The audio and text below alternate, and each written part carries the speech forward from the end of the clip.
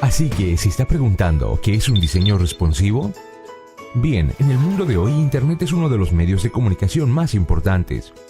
Y la Internet se usa principalmente en computadoras de escritorio, ¿verdad?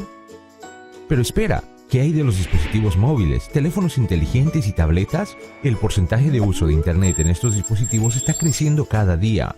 En 2011 la navegación móvil tuvo una participación del 11%, en 2013 fue cerca del 25% y 2014 excedió el uso frente a computadoras de escritorio.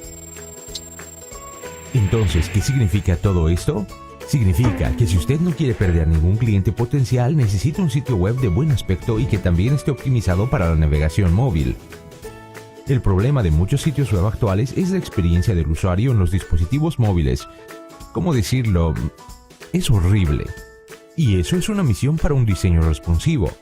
Una web responsiva responde al tamaño de la pantalla del dispositivo en que se está viendo. Así que, en lugar de crear diferentes sitios web para diferentes dispositivos, su sitio web responsivo reorganiza los elementos para adaptarse a cualquier pantalla. Así, se logra visitantes más felices, que conduce a clientes satisfechos. ¿Interesado en diseños responsivos? ¿Quiere uno de estos sitios web para su negocio? Bueno, eso es algo con lo que definitivamente le podemos ayudar. Contáctese con nosotros hoy.